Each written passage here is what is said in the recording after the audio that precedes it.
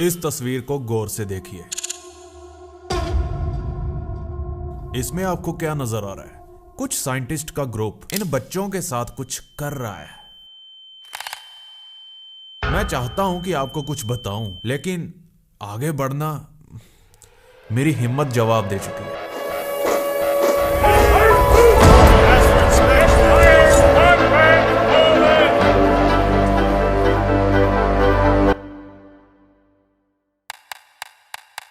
North east China के एक गांव में जापानीज आर्मी के द्वारा एक मां को अपनी बेटी के साथ एक 7 फुट के ग्लास चैम्बर में बंद कर दिया गया और उसमें एक जहरीली गैस छोड़ दी जाती है, सिर्फ यह पता करने के लिए कि उन्हें मरने में कितना टाइम लगता है। जापानीज आर्मी यह काम कर रही थी सिर्फ अपनी एक डिवीजन के लिए, यूनिट 731।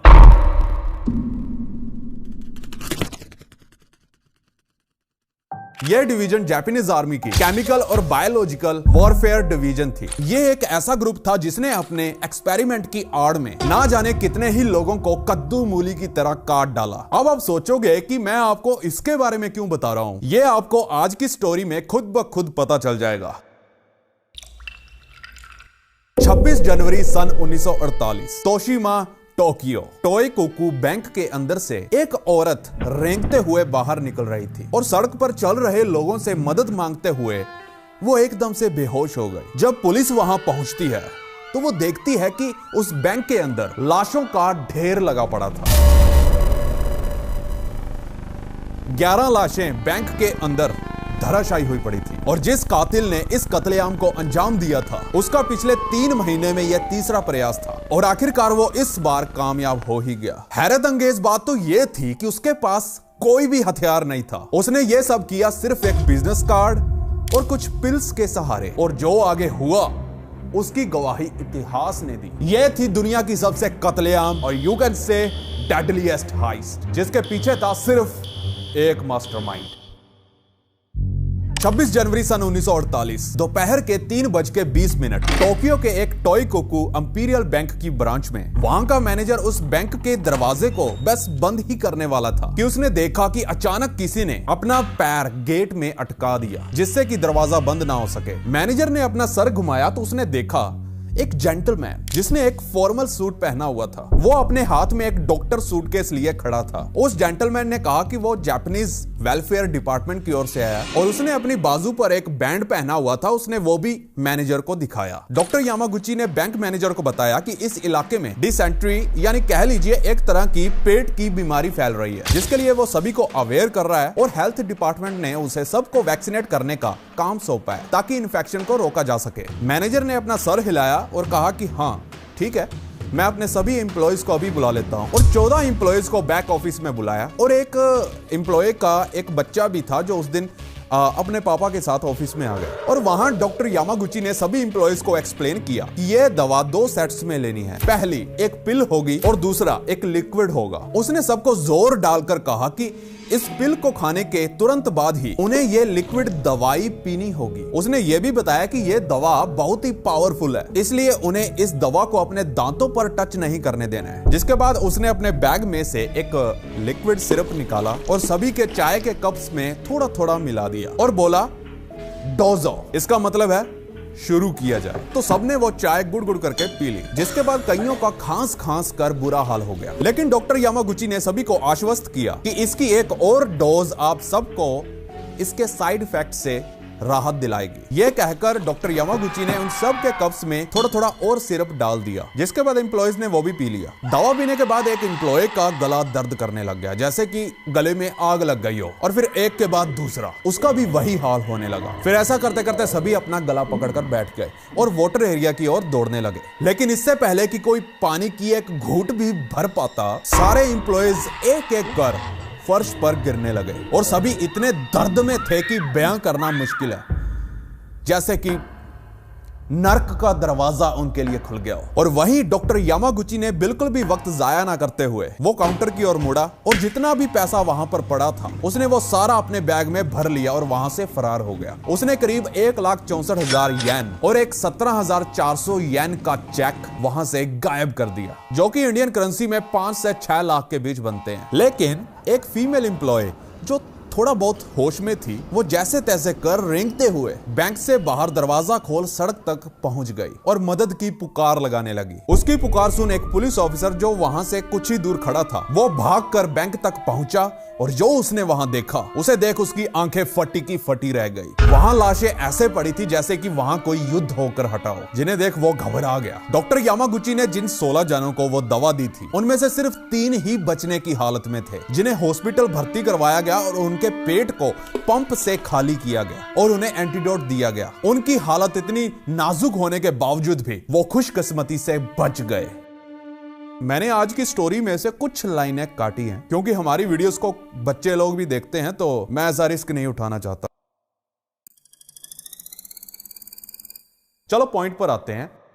3 जाने थे जिनकी खुशकिस्मती से जान तो बची, जिसके बाद फोरेंसिक इन्वेस्टिगेटर्स ने अपना काम चालू किया। उन्होंने उस दवा को टेस्ट किया तो पता चला कि वो दवा नहीं बल्कि जहर था।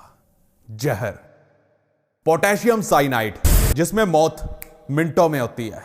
और जिन 12-13 जानों ने डॉक्टर यामागुची की दवा को अमृत समझ के पिया था, वो जहर निकला। उन्हें अपनी जान से हाथ धोना पड़ा, जिनमें से एक बच्चा भी था। जिसके बाद चालू होती है जापान की सबसे बड़ी इन्वेस्टिगेशन। ऑफिसर अहोरी जो इस केस को इन्वेस्टिगेट कर रहे थे, उसे पता चला कि जो कातिल इस इंसिडेंट में इन्वॉल्व था, उस सेम आदमी ने पहले भी 2 अलग-अलग बैंक्स में चोरी करने का प्रयास किया था। इस इंसिडेंट के 2 महीने पहले यानी अक्टूबर 1947 में एक आदमी जो अपने आप को मत्सुई शिगेरू बुला रहा था, उसने भी एक डिफरेंट बैंक में सिमिलर तरीके से एंट्री ली। उस बैंक का नाम था यासुदा बैंक और इस बैंक में भी वो क्लोजिंग टाइम पर आया। उसने उस बैंक मैनेजर को भी वही बोला जो उसने टोइकोकु बैंक के मैनेजर को बोला था कि वो हेल्थ डिपार्टमेंट से आया है, ब्ला ब्ला ब्ला, और वैक्सीनेशन का बहाना मारा। और उस वक्त वहां 18 एम्प्लॉयज थे और सब ने उसका वो दवा वाला मिक्सचर पी डाला। लेकिन तब वाली दवा लोगों को मारने के लिए कामयाब नहीं हुई क्योंकि उसमें जहर की मात्रा बहुत कम थी। इसी सेम कातिल ने एक बार एक और bank, the bank of Tokyo की मित्सुबिशी ब्रांच में अपनी हरकतों को अंजाम देना चाहा, लेकिन यहां पर भी वो फेल हो गया। पर उसने यहां इस वाले बैंक में अपना नाम डॉक्टर यामागुची ही बताया। उसने अपना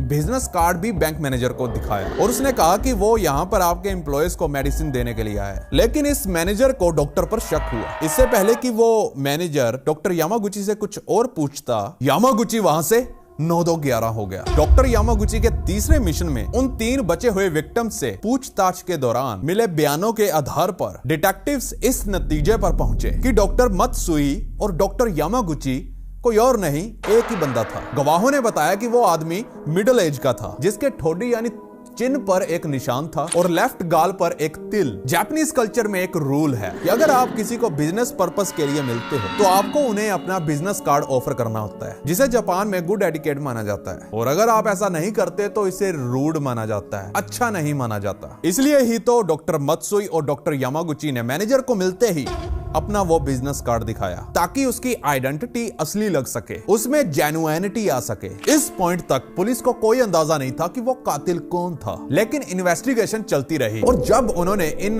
बिजनेस कार्ड्स को वेरीफाई किया तो उन्हें पता चला कि डॉक्टर यामागुची एक फेक नेम था, लेकिन डॉक्टर मत्सुई एक रियल पर्सन था। लकीली वो एक जाना माना डॉक्टर था और जब टोक्यो में कत्लेआम हुआ तो वो टोक्यो से काफी दूर था, इसलिए उसको पुलिस ने तंग नहीं किया। लेकिन पुलिस के लिए डॉक्टर मत्सुई का एक असली पर्सन होना एक बहुत ही महत्वपूर्ण खोज थी। पुलिस की इन्वेस्टिगेशन के दौरान उन्हें पता चला कि डॉक्टर मत्सुई के यानी असली वाले डॉक्टर मत्सुई ने कुछ ही समय पहले अपने बिजनेस कार्ड प्रिंट करवाए थे, पूरे 100 बिजनेस कार्ड, जिसमें से उसने 96 कार्ड्स लोगों में बांट दिए। और उस कातिल के पास भी वही सेम कार्ड था जिसने उसे यासुदा बैंक के मैनेजर को पकड़ाया था यानी दिखाया था। इसका मतलब ये वाला कार्ड लेने के लिए वो कातिल पक्का डॉक्टर मत्सुई से एक बार मिला होगा, मतलब वो पक्का उन 96 लोगों में से ही एक था। और इसी कड़ी का ही पुलिस को बेसब्री से इंतजार था। पुलिस ने डॉक्टर मत्सुई यानी असली वाले डॉक्टर मत्सुई से उन सभी लोगों की लिस्ट ली जिसे जिसे डॉक्टर मत्सुई ने कार्ड बांटे थे। पुलिस ने उन सभी लोगों का इंटरव्यू लिया, बकायदा यह भी छानबीन की कि वो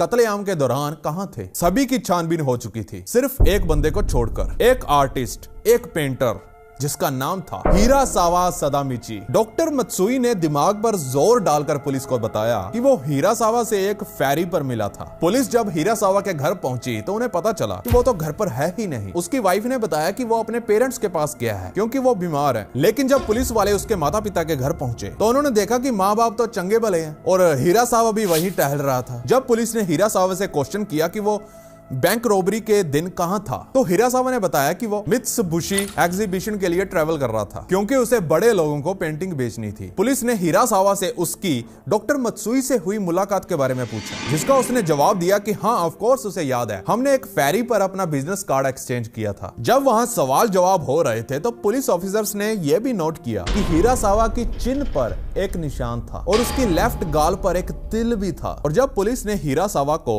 डॉक्टर मत्सुई का बिजनेस कार्ड दिखाने को कहा तो उसने जवाब दिया कि उनके साथ मुलाकात होने के कुछ ही दिनों बाद मेरा पर्स चोरी हो गया और वो कार्ड उसी के अंदर था। अब पुलिस का शक धीरे धीरे हिरासावा पर बढ़ने लगा। ना तो उसके पास बिजनेस कार्ड था और वो हूबहू किलर के डिस्क्रिप्शन से भी मेल खा रहा था। पुलिस ने अपने शक को पक्का करने के लिए हिरासावा के घर पर नजर रखी और भेस बदलकर उससे उसकी हैंडराइटिंग का सैंपल भी लिया, कभी डिलीवरी मैन बनकर तो कभी रिपेयर मैन बनकर, क्योंकि उसके माँ बाप के घर पे काम चल रहा था। हैंडराइटिंग सैंपल लेने के बाद पुलिस वालों ने हैंडराइटिंग एक्सपर्ट से उस हैंडराइटिंग को उस 17,400 येन वाले चेक के साथ, यानी उस चेक के सिग्नेचर के साथ मिलाकर देखा। यहाँ उस चेक की बात हो रही है जो उस किलर ने, यानी उस चोर ने चोरी किया था उस बैंक से और अगले दिन किसी दूसरी ब्रांच से उस चेक को कैश करवा लिया था। तो हैंडराइटिंग एक्सपर्ट्स ने ये कंफर्म किया कि यस, ये दोनों सेम ही हैं, दोनों की सेम ही लिखावट है। यही नहीं, पुलिस को यह भी पता चला कि रिसेंटली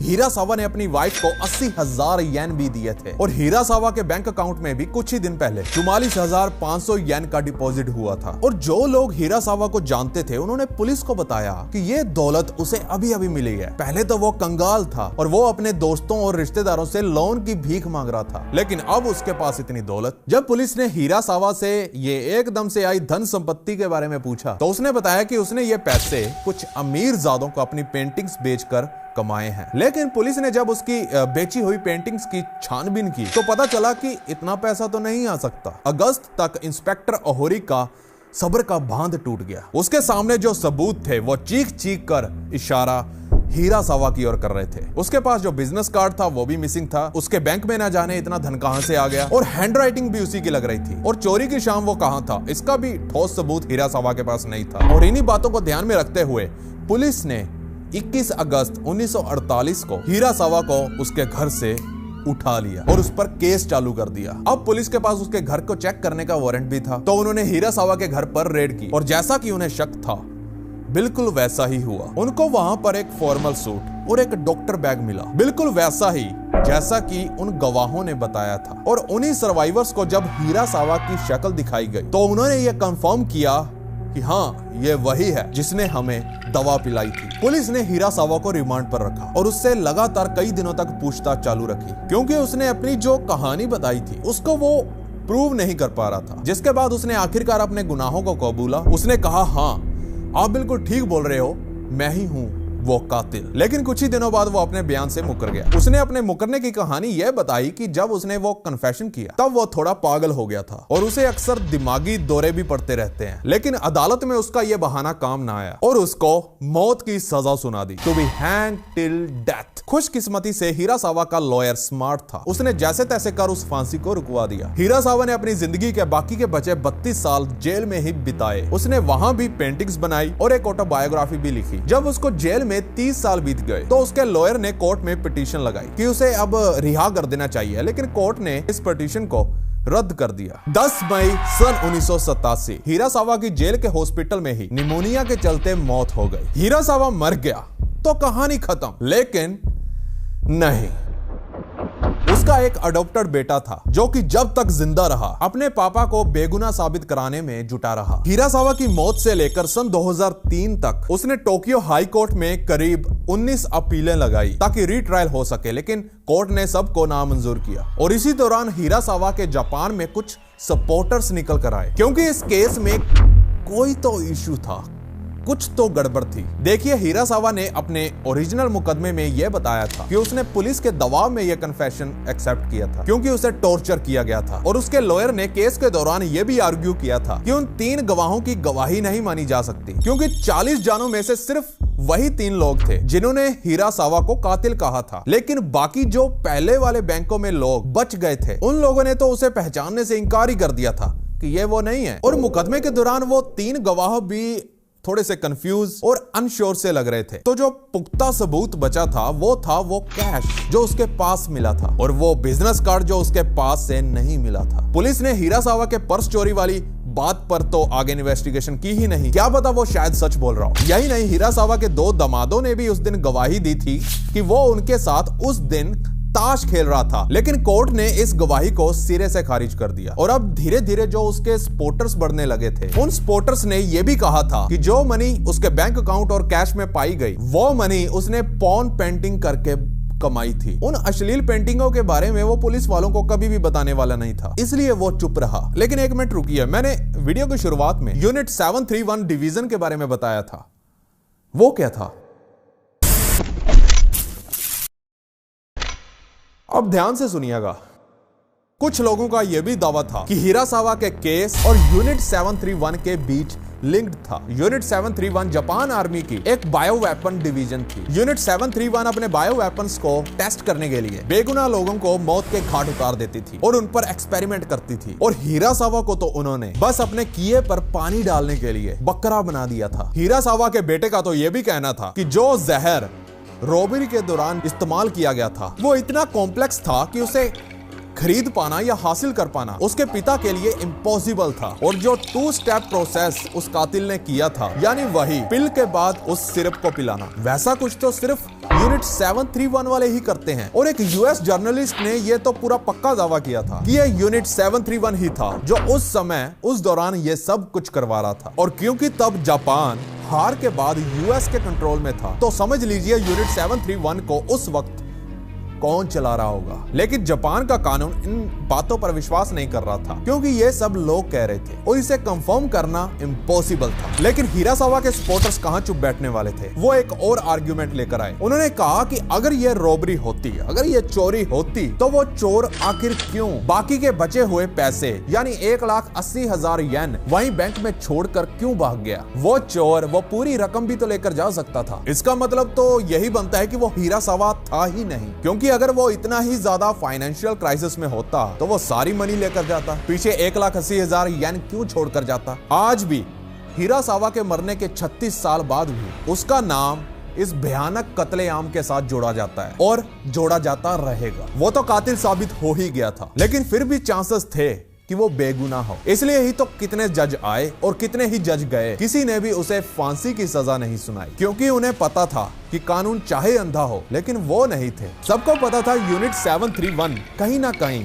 यहाँ पर कुछ गलत कर रही है और कर रही थी। और जजों को भी पता था कि जस्टिस सिस्टम से बहुत बार गलतियां होती हैं। तो क्या यह मोरली सही था किसी बंदे को